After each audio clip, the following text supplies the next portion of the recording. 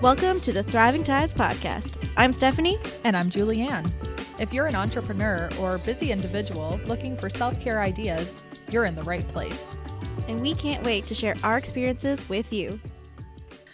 So welcome back to another episode of Thriving Tides. We have a special guest with us today, Lisa Chandler.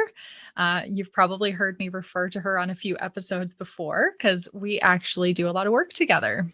Lisa is the CEO and founder of Chandler Coaches, and she is proud that she gets to bring world-class leadership development right here in PEI. And I am very proud to be able to work with her too. Not only that, Lisa is the mom to 10-year-old Lally. That's probably the most proud job that she has.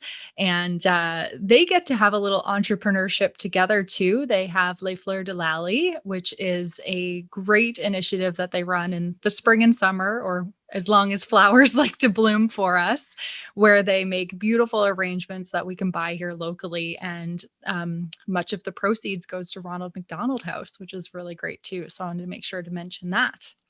So welcome, Lisa. We're really excited to have you here today. And I think we'll just dive in. Let's do it. Awesome.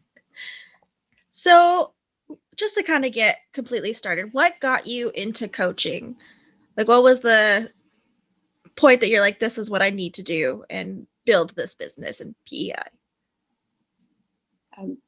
I think it was an aha moment, but as I was even reflecting for this to join you two today, I think it seemed like an aha moment, but it was a bunch of moments that kind of helped me figure it out. And so when I think back, what I remember is sitting in a chair in Montreal across from a therapist that was helping me. Essentially, she was helping me get out of a relationship that was really not working well for me. And I remember looking at her. So it was a really difficult time. And I remember looking at her, and her name was Joanne. And I was thinking, like, would I like to do what Joanne does? Because I was, not only was I in a relationship that wasn't working, like I was in a career that I was doing really well in. I was a director of sales in a pharmaceutical marketing agency.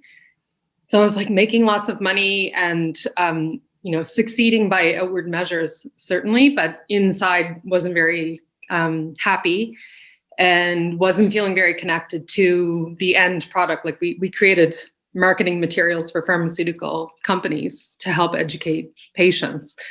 But I never saw the end patient, and I didn't care very much about it's not that I didn't care about the patients, but I just wasn't caring very much about the actual. I just wasn't feeling satisfied about my role in the whole thing. And so I was sitting looking at Joanne thinking, like, would I want to do what she does? Because she gets to sit right in front of people and tangibly help people.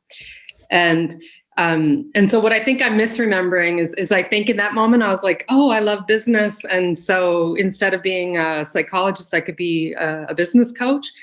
I think it took more than that, but that was the beginning of like, oh, okay, how can I help people more directly? And if I back up even further, like I'd had a really good mentor in a teaching hospital that I worked in Toronto, and he had told me I'd never be happy until I was working for myself. And I've had all kinds of business ideas along the way. And so it was just like all these little pieces of like, it's time and this is what it could be. And then I think the coaching training was like, oh, I could go get trained as a coach and help people and be an entrepreneur. So it just all came together. And what seemed like an instant wasn't really an instant, but when it did come together, I guess that was the instant that was magical. And I started the coaching training journey. That's awesome. Yeah. So you had like seedlings of ideas here and there that just kind of like snowballed into what you are today, and having a whole entire team with you too. Like, that's pretty awesome. Yeah. Many, many little pieces. It took all those pieces. Like without all those pieces, it wouldn't have come together. Exactly. Yeah. It's almost like, and I know you're big into making puzzles. It's like you were building the puzzle without getting to see that picture on the front of the box though. Right. So how did you know where to fit them all? Or like, did you follow your intuition? Was there some guidance that you had along the way? I didn't know how it was all fitting together. And I think you're mislabeling that I love puzzles. It's Lally that loves puzzles. And you love Lally, Right. so you did. I'm getting a little better at puzzles, but it's not my first inclination. So I'd say that a long time ago, there was an article, I think it was in the Oprah magazine, written by Martha Beck, who's a well-known more life coach. And it was, she was using the idea of truffle pigs that sniff in the forest for truffles I've never found a truffle myself, so I guess they're under the forest floor. And the metaphor she used was like pigs sniffing for truffles and like following down these tracks. So I was just picturing these like pigs in the forest finding, yummy truffles.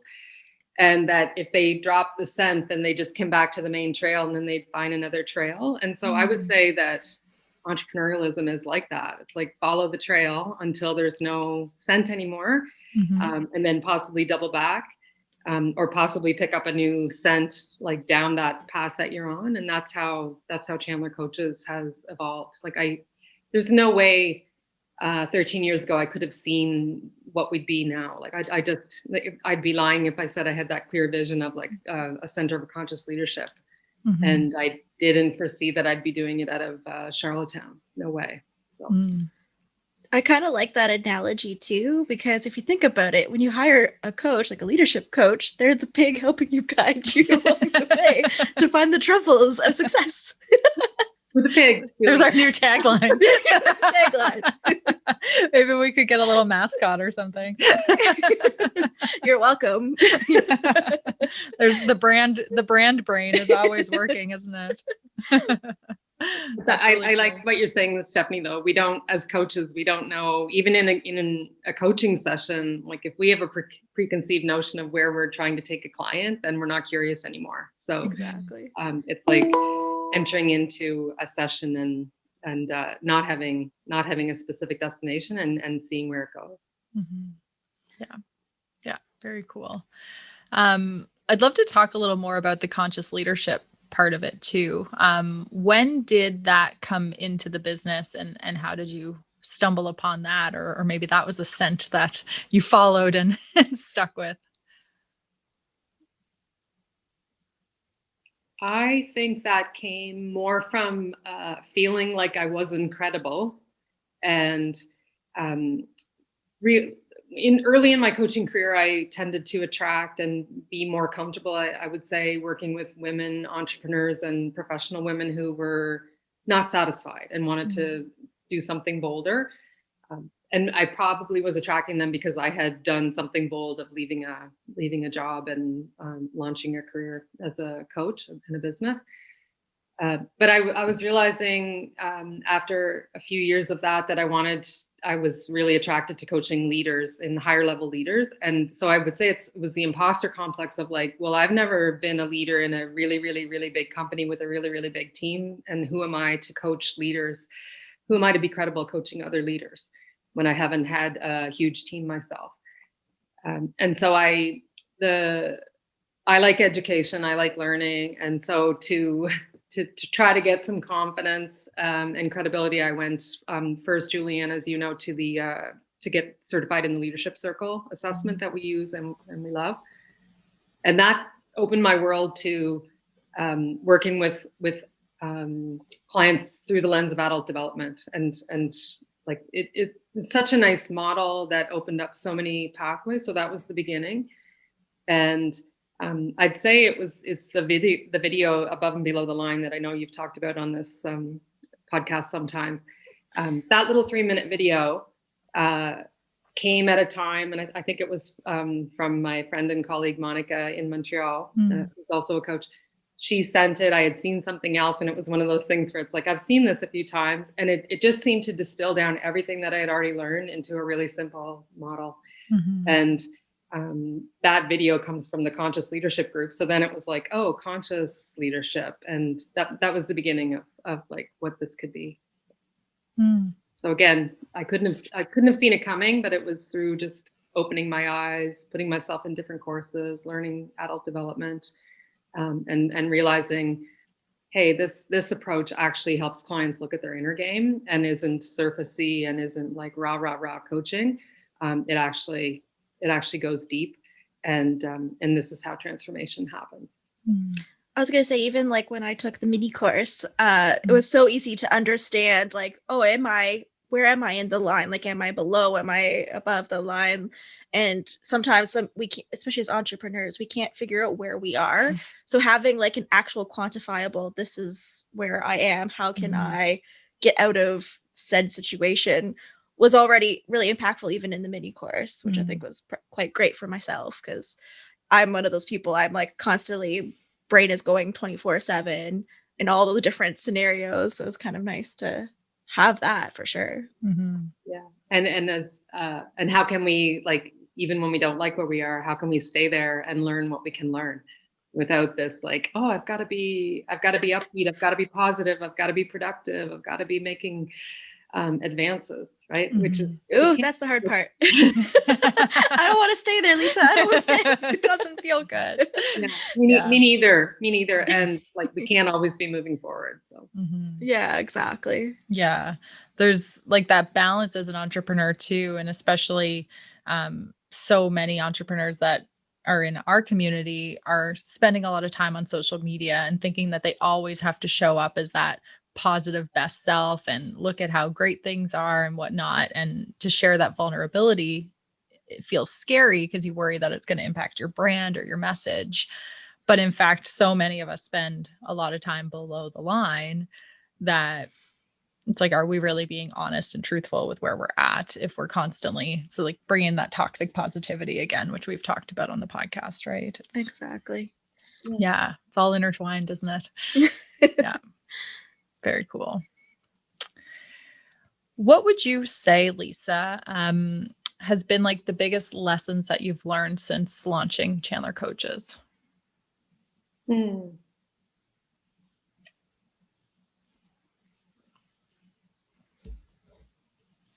think the key thing that I've learned over and over again is that I only feel in integrity doing this work if I'm doing the work myself. And so it's not always easy. And as you know, because we work together so much, when things happen that we don't like, at first we really don't like them. And then we realize at some point, oh, like, if our life was easy, we wouldn't even be relatable. We wouldn't even understand how complex and how challenging the lives are of our leadership, our leader clients. And so I think the key thing is, like, I have to always be doing the work in order to do this work. And I'm forgetting your question, other than like business lessons, or yes. Linked to what I said before, like, I couldn't have seen this vision without walking the road. And I think when I was younger as a coach and less experienced as an entrepreneur, I was on board with like, hey, let's coach these people on what would be a fulfilling life and help them set a really clear vision and goals. And I think now, as I become more mature, that I'm more comfortable with just the unfolding and the ability to be like, oh, I'm going to follow this because I like it and it's working, or it's not working, and I can change my mind. And I don't need to have, although I'll admit, when I met with my accountant the other day and he asked me like the 3 to 5 year plan, I was like, I don't know. And then I started talking, and it's like, well, I do know things, and like, whether that 3 to 5 year plan will actually unfold the way I think it might, I don't know. So I'm just less attached to things having to be a specific way, and more comfortable letting things just unfold. And I think that can help other entrepreneurs too, that feel so much pressure to, like, you have to have the business plan and the very clear vision. I still think for sure you have to be able to articulate what you're offering in that moment in a really clear way. And I think you can keep evolving and changing it as you get more experienced and clear on what you want to bring to the world.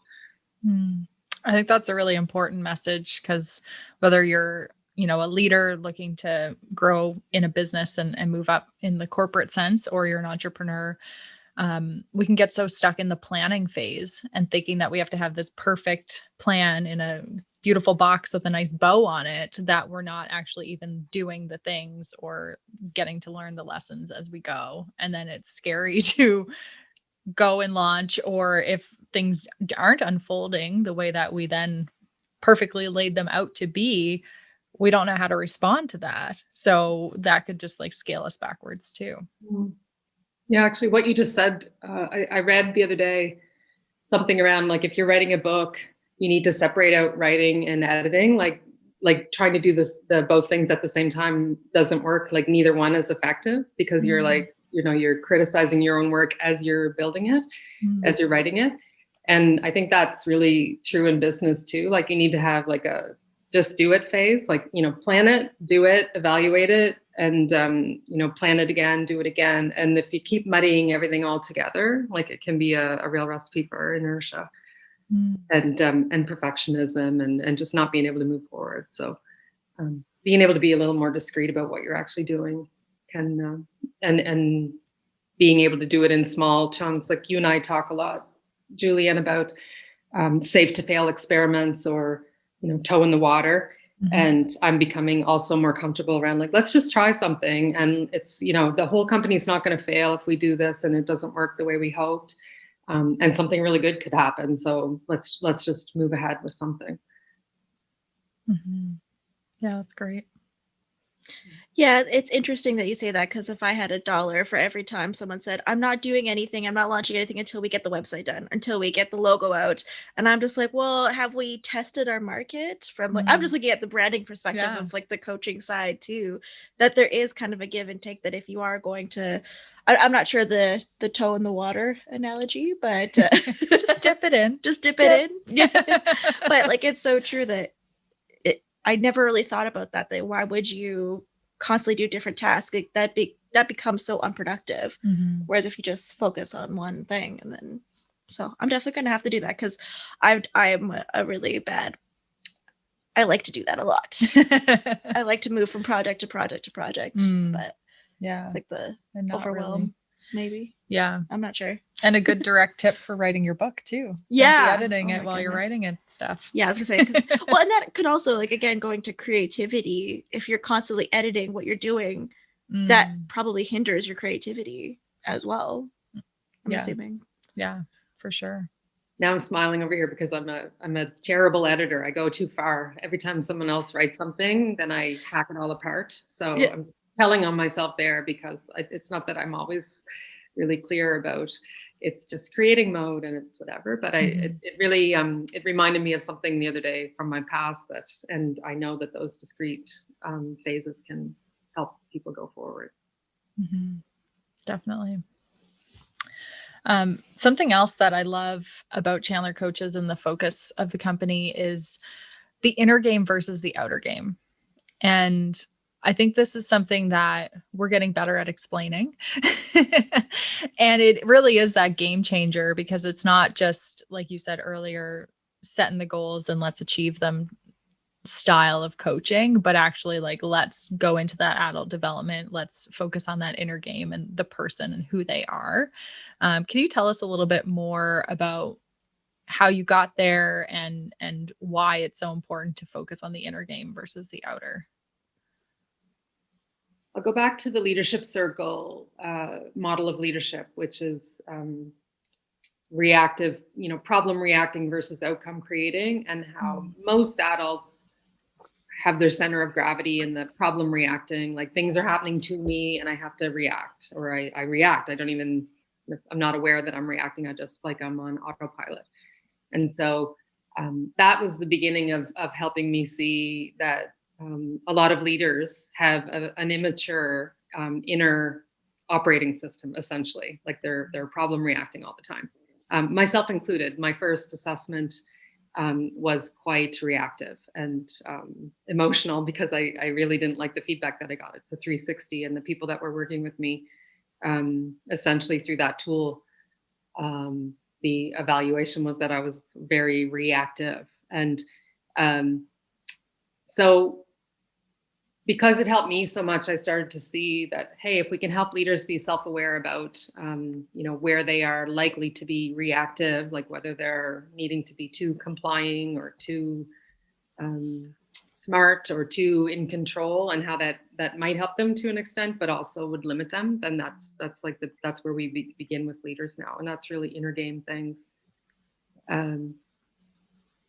But I think the better story, Julianne, like as I'm like losing myself in my own words here, is like when we talk about the old-fashioned flip phone or the smartphone. And really, we all just need to upgrade our operating systems as leaders so that we can run more sophisticated applications. Like that's the easier, you can't run fancy apps on an old-fashioned flip phone. And so leaders really can't lead complexity, especially the kind of complexity and volatility that we've seen in 2020, if they're running on an immature kind of inner operating system. And so it took me a lot of words to say that, like, we just help leaders mature their operating systems so that they can lead more effectively. And there's all kinds of ways that we help them do that through becoming way more self-aware and making choices so that they can respond.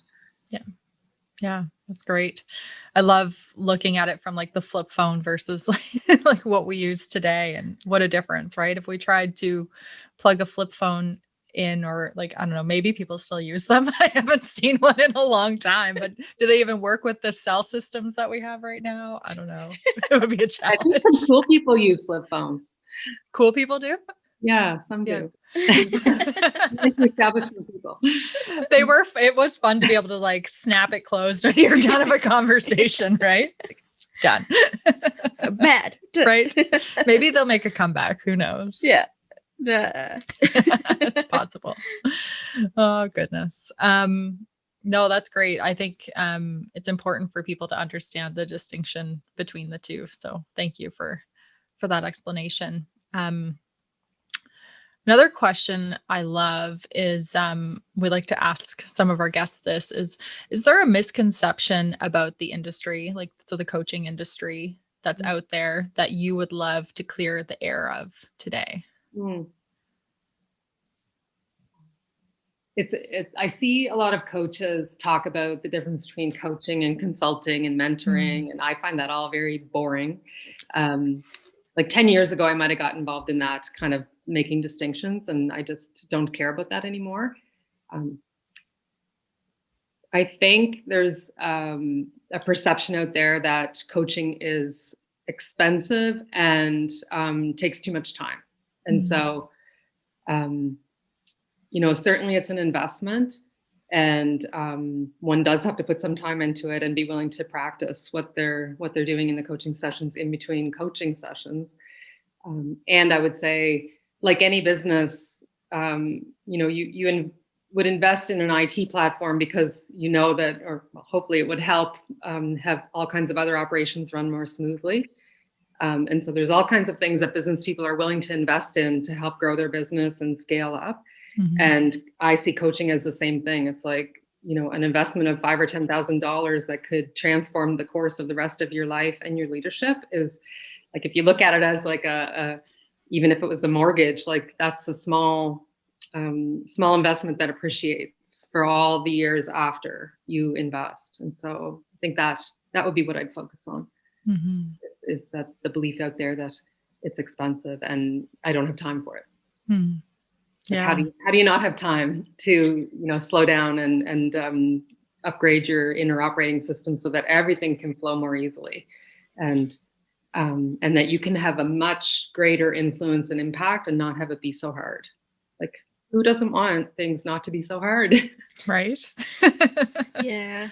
Well, it's funny because I have a friend that always says that, like, coaching, well, you could just read a book and you get the same thing, right?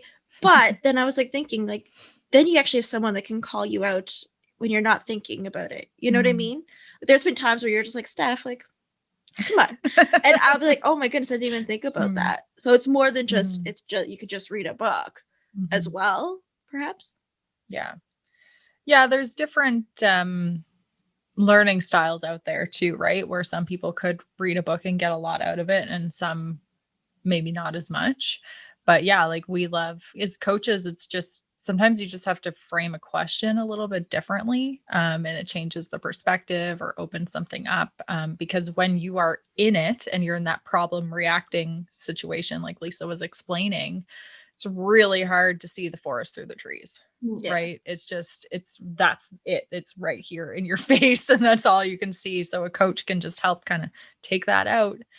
And it's a lot of the magic does happen between the sessions too. So I think if people come to a coaching session and think that, within that 45 minutes or an hour is going to be the time that you just like solve all your problems, it's the things that click in between the sessions often. And when you're practicing and reflecting back on what it was, that a lot of the magic will happen too. So yeah. I'm reflecting, like I had a really, what I think was a really good coaching session this morning with a client, and her issue was around executive presence. And, the large company that she works for had told her a long time ago, like, you need to improve your executive presence. And as we coached through the issue, it became clear, like, she already has presence. It's not in the kind of traditional way that one would define it.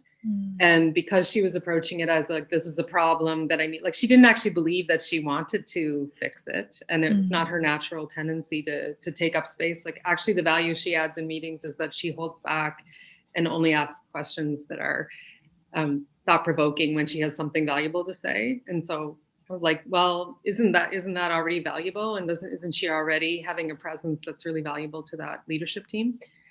And so just through the course of that coaching, it's like, it's not a problem anymore. And like, she can just keep growing as she is. And, and we don't have to spend more time on executive presence. Well, that was her decision. But sometimes it's just that, like, is this like, how are you making this a problem that it isn't actually a problem? Yeah. One of your favorite lines, right? Like, what if there was no problem here? Yeah. It fit this morning, and it seemed to really open things up. Great. Yeah. That's awesome. So you have a team now. What was the leading factor that you were like, I really need to have a team now and it not just be me anymore? That started really small too, with hiring someone to do bookkeeping and outsourcing accounting, and those very, I think that's a very typical way that an entrepreneur starts to have other people help them in their business. And then some help with social media and just all those little pieces that, like, I don't want to spend my time. If I'm spending my time on those things, I'm not spending time developing business and coaching clients. So, and then the bringing people in to coach with me was really like, this is lonely. I don't want to do this alone. Like, I'm a social being, and I grow and learn in relationship. And so I want great people around me that I can grow with and scale the business. But actually scaling the business has been less important than creating a beautiful environment that I want to come in and work in. And like, I'm in Chandler Coaches, like, I'm creating a business that I find is beautiful. It helps people, and it helps me grow. Like, it's meaningful to me. And so that's what's been more important. And so I can't do that alone. I can't have a broad impact. I can't have meaningful work if I'm all by myself. And so that was, why the team. Yeah. I think that's really impactful too, because sometimes there's a lot of businesses that have hesitancy to hire someone or bring someone on, even because it's the mentality of, I can handle everything myself, it's okay. But yeah, you can scale your business and create a better environment for not only others, but yourself as well. So I think that's really impactful. Julia knows one of the commitments in the 15 commitments of conscious leadership that we use is a commitment to working in your zone of genius. And many of us, so there's incompetence, competence, excellence, and genius. And most people really are not working in their zone of genius. A lot of people that we work with would be in their zone of excellence. I think you'd agree there, Julianne. Competence and excellence. Yeah. And doing some things where they're incompetent, but still, in drama about doing it and suffering. And so it's that courage to really get clear on like, what's my zone of genius? And am I willing to, spend 70% of my time in my zone of genius and let other things go, which is really scary. And I wouldn't say I'm there yet, but I'm starting to know what I'm more genius about. And so that's like an unfolding as well. Yeah, it's really interesting to see that. So Lisa was part of a book club when was that? I don't know, 2020. It's a blur. And when you did the chapter about the zone of genius, you had a few of us who are really close to you come in and reflect back on where we think you're in your genius zone as well. So it's really neat practice to do rather than on your own thinking, well, this is what I really love, so it must be my zone of genius, but to actually have those who can witness it and either reinforce or maybe give you some other ideas of where you are really in that zone and you didn't even realize it. I enjoyed doing that with you. Yeah. Yeah. Thank you. So that sounds like fun. I kind of want to do that. Right? Yeah. We'll talk later. I was gonna say, let's do this later. We'll have a little to-do list after this talk. Yeah. Years ago in my Toronto days, a coach friend of mine, she started a program called Board of Your Life, like BOARD. And it was a really neat play on words. And I was really excited to be in the brainstorming part of that. And her idea was to bring like an advisory board of people in your life together to help you navigate, essentially. And so, it's evolved into all kinds of other, like, step into your starring role. And I'm not even sure what all of her programs are right now, but that was the idea. Is like, we need those advisory boards around us of people that know us really well, that are willing to hold the mirror up and say, hey, you're really in flow. We see you really in flow when you're doing this. And then we see you really suffering when you're doing all these other things. Yeah. Yeah. It's so important to have people in your life who are willing to give you that feedback because they care about you. Right. And yeah, I like that. The board of your life. Cool. Would you have like any particular tips for people that are thinking perhaps they want to onboard team members? Perhaps?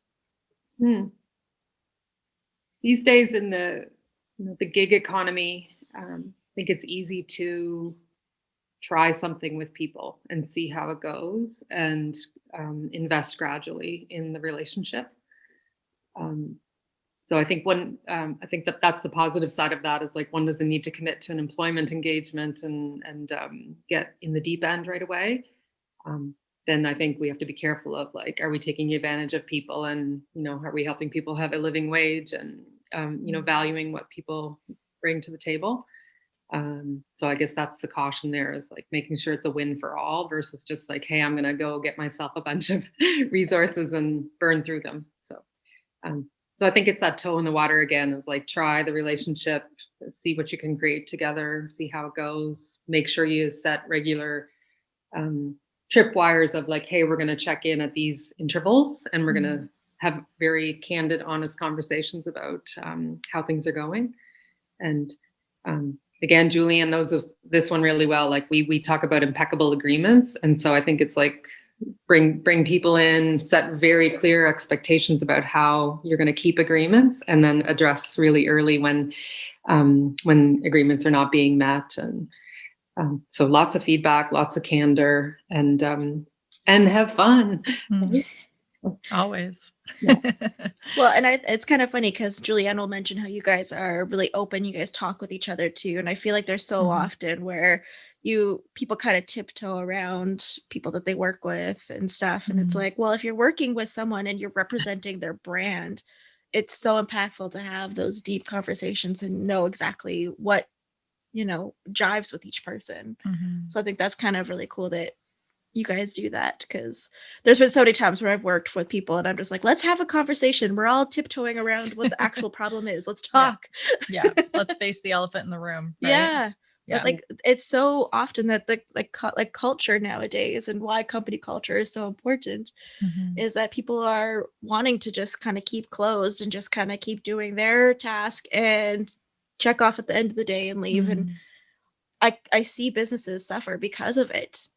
more often. What do you think about that, Lisa? We see a lot of leaders who are scared to be open. And so, so I'm agreeing with you. Like that's how we, so we help them to see where they're holding back and where they're withholding their own. It starts with the leader. Like the leader is a big determinant of the culture, the leaders in the company, in the organization. And so when they withhold, and then, the cascade, Julianne, like they start to bottle things up and resent and blame and drama, and and then they point fingers that there's a lot of drama in their company, and yet they're starting the chain of events that leads to drama. And so we help them become more open to create that environment where hey, you're on the job to do your job, and you get to grow on the job too. And it's going to be messy. We're going to practice. And it starts with the leader being more open too. So yeah, it's scary. Like we build up all kinds of stories about what could happen if if I really tell Julianne what I think about this thing, is she gonna leave? Is she going to not like that? Is she going to think that I'm greedy or mean or too demanding? Or, we build up all kinds of stories, whereas we could just have the conversation early and, get curious about the other person and create something together that is more connected and safe, right? Safe to be ourselves. Yeah. Absolutely. Even the messy parts, right? That's so important. Yeah. And it's amazing that we get to practice what we share with other leaders and help them do more of or be more of. We face these things ourselves too. So we know that it works because we use it. And that helps us feel like going back to your comment earlier of feeling more in integrity when you are also, walking the walk and doing the work. We definitely get the opportunity to do that too, because any relationship that we have, things are going to come up. It's never, it's not all sunshine and rainbows every single day, all day. That sounds fun and sometimes, but then where's the growth that comes with that, right? If there's no friction, then really what are we building? Yeah. If there's no contrast, then even the sunny day gets boring. Yeah. I'm okay with boring. Let's take more sunny days than not. Yeah. Yes, absolutely. Julianne, that I come to you that I don't know sometimes what to do. I get stuck in decisions. I get scared about client work and whether we're taking the right approach for team things. And so I wouldn't be sitting over here pretending that, I know some conscious leadership practices. So I don't have any of these, fears and, troubles, if you will. So I get caught all the time. And then it, back to that, why I have a team is well, then I have somebody to talk to who doesn't necessarily, solve my problems, but at least is there to help me process something. Yeah. A sounding board is lovely. Absolutely. You've become my sounding board. Oh, thanks. I'm glad. It's fun. Well, and I think especially over the last year that we have faced, there's been a lot more fear and uncertainty. And, we've been very fortunate here in PEI that, yes, we've had to do a lot of our things now online or just kind of move things around, but we've still been able to see clients in person quite a bit over the last year. But that too brings a lot of fear. And, when we first were getting back in the zone or in the groove, what would you say has been the biggest lesson for you specifically through COVID, Lisa?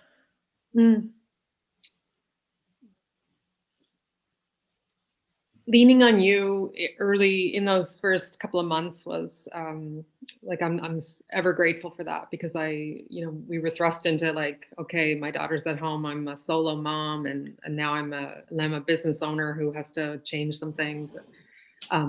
And I really want to be there for my clients who are also going through things, and my colleagues. So it was an intense time, even though we didn't have a crazy amount of COVID unfolding around us. It was an intense time. So so it was leaning on leaning on you and giving up control, like having you run with some things that normally I'd have my hands in, and trusting. And, you know, you were still relatively new to the company, but you really stepped into it. And so, and then can you ask me your question again? Because I think it was, I went in a little detour there. That's okay. It was more just along the lines of like, what was something that you really learned over the last year with everything we faced?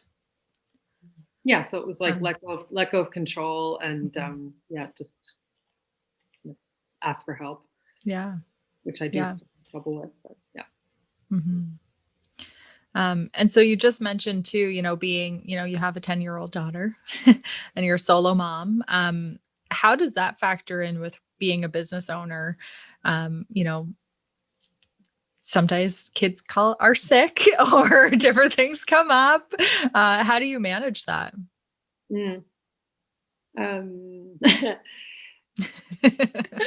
This morning, we had another drama-filled 2 hours before she went out the door to school, and we've had quite a few of those lately. So I coach myself often around, like, it's her drama. I don't get in it, and I succeed sometimes, and sometimes I just don't at all. And I coach myself around, like, you know, telling myself that things should be smooth is just a recipe for suffering. Like when I have an expectation, like, why do I deserve to have a smooth morning? Like it's, you know, that's not the way it is with kids all the time. So, so I coach myself a lot. And then just in terms of practical, like being a solo mom and an entrepreneur, again, I have help around me. I have clients that are very understanding, I find, who are often parents themselves. And even the ones that are not parents are very understanding.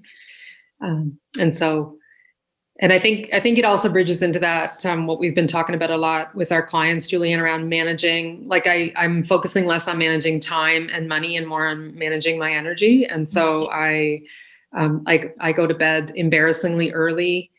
I try to do what I like and what fills me up versus what drains me. So as I get more conscious, I try to reduce or eliminate the things that really drain me. And even if it's relationships or clients that I don't enjoy coaching, and I try to be more and more clear about where do I want to put my energy, and also what can I bring to my life that actually helps me spiral up in energy. Like, it's like being creative, doing nice things for people, hanging out with people that are inspiring, those kinds of things. So if I can keep my energy flowing and be healthy, then, I can pull it all off. Mm-hmm.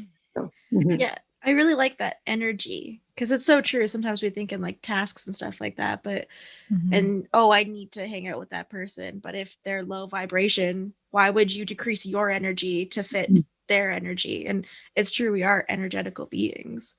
So I kind of like that you mentioned the energy side of it. And I definitely need to start thinking more about that, because I definitely tend to just say yes to make people happy. But like, why are we doing that? Like, if it doesn't fit, right? Yeah. And this stuff, like fear comes up too around like, oh, I usually always say yes to that. And am I going to say no this time? Or, and what do I really, really want? Sometimes I don't know. So it's not, that's not all clear to me in any given moment either. And like having that idea of like, is this energizing or draining? That's usually easy to tell. Yeah. Yeah. Yeah. It's important to really stop and pay attention to what's energizing us and what's draining us, because when we're just in that conveyor belt or going through the motions and not paying attention, that's probably where we're getting stuck in a lot more of the draining activities or people and whatnot. And we don't even realize it because that's just become normal for us. Yeah. And when we tell ourselves like we have no choice, or like we have clients that are like, I don't have a choice. I have to do this. It's like, okay, what's true about that? And so when you start to pull that apart, they can often see other ways that might not be true. Mm-hmm. Yeah, definitely. Yeah, so much to learn and reflect on. Well, that kind of leads us to like our most important question of the day. Do you want to ask it? You go for it, Steph. Okay, that's my favorite question. So speaking of energy, what's a great way for you to increase your energy? So self-care. What is self-care to you? For me, when I think about when I'm at my healthiest, like my gym routine in the morning, like I've converted a room in my basement to this like flowery kind of rug and nice setup with some good gym equipment. And 3 times a week at 6 a.m. I work out, and a couple of those times are coached by Matt Cormier, who's been an awesome companion through COVID. Like we just, I told myself early on, like I need to keep going on my fitness because it's going to be what keeps me, on the, grounded enough and feeling healthy. And so I think like having a system like that where I don't have to decide, am I going to work out today? Am I going to go, at this time? Oh no, I'm not really feeling like it's like, no, I just have to show up. Like, unless I'm dying, then I'm going to show up. And we have it such that like my friend Andrea comes over and nobody has to text anybody. Like we're just there. So there's like no fuss around it. And it's just like, it's already built in. It's done before anybody else is like moving on with their day. And so I don't get the decision fatigue around like, oh, I should do that. So I think things like that, like just creating some systems like that. And I now have bundled meditation before that on those days. So it's like, I know that I'm going to do that little meditation time before that gym workout, and that's working.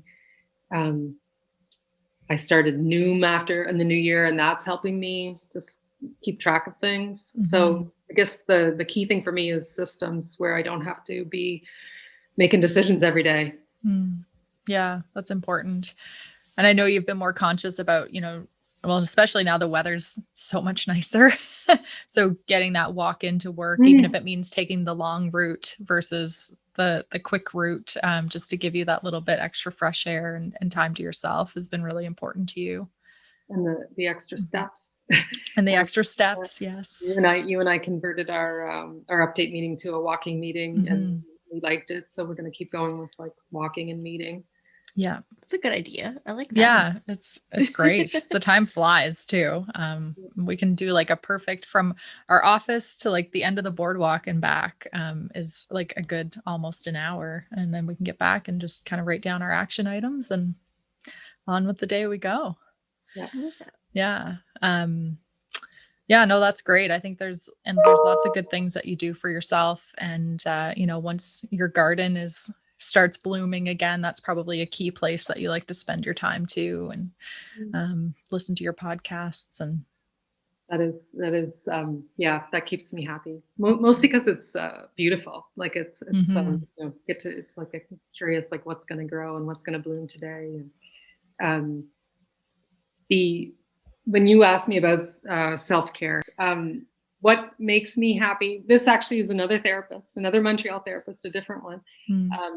When I was going through fertility treatment, it was a rough road, and like lots of more valleys than peaks, really, until Lally was born. And she, at one point, I was like miserable and just feeling sorry for myself, really, and unclear about whether I was going to keep going. And she somehow in that session had me think about like, what if I focused on other people? Because I was like really self-absorbed at that time. And that like broadening out to like, how could you just like focus on what other people need and help other people was actually a way to take care of myself. And so I've remembered that. And when I think about the like les fleurs de Lally, the bouquets, and so we're raising money for a charity, but it actually helps me to do like when somebody picks up a bouquet and they really like it, like it actually fills me up. So, and when we go over and pick flowers in our neighbor's yard and get other people involved. So for me, taking care of myself is like involving other people in creative things that feel good and, sharing things with people. Yeah, that's great noticing for yourself too. Definitely feels good to give back. And if that's something that really lights you up and gives you that energy, I know you do a great job of that. And I can't wait till I can start buying bouquets from you again, because it's nice to always have one in the house. Yeah, I want to find a way to make this summer like flow well, and I want to have a big impact and also not have it be like a working all summer. So not sure what keep feeling our way through that. Yeah, definitely. That's awesome. Before we wrap up, because this podcast is going to come out the end of March, I was wondering if you wanted to share a quick little blurb about the mini course that we have coming up for the month of April, and anything else that you might want to share with the world about Chandler Coaches. Thanks for the opportunity.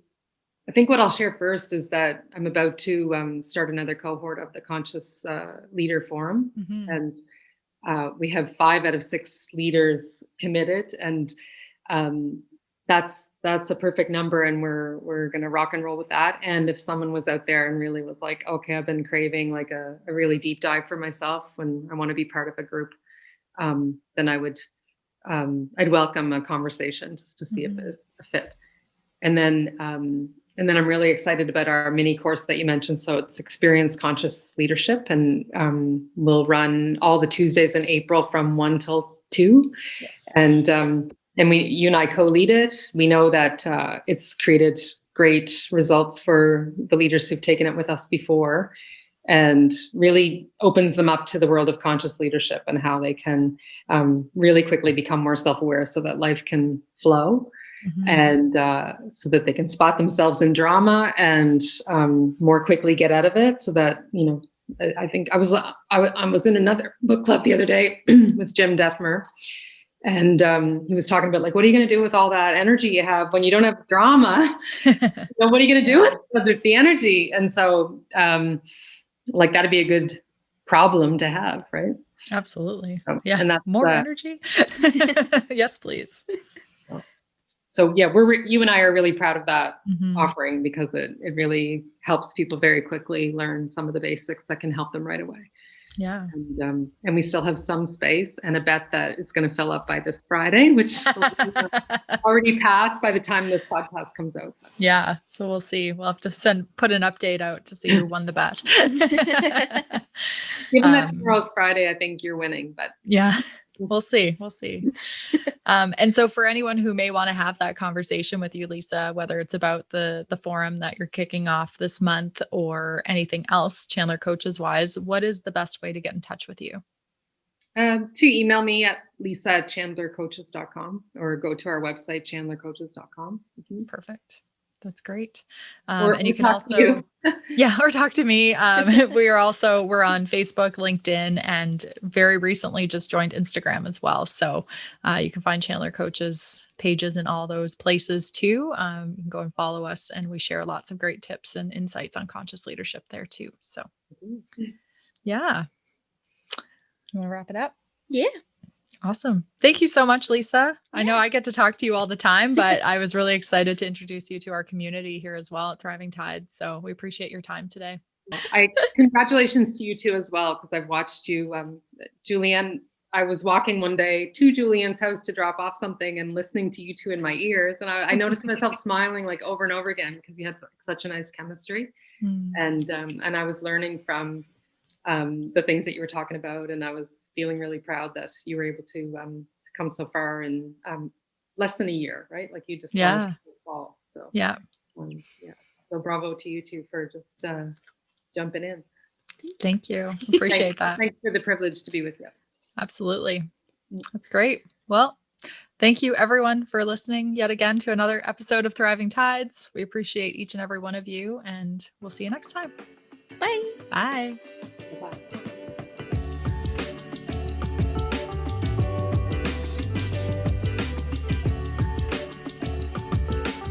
Thank you for joining us for this episode of Thriving Tides. Hit the subscribe button to never miss an episode. Follow us, Thriving Tides, on Facebook, Instagram, and now YouTube to stay connected. And remember, don't fight the rip currents.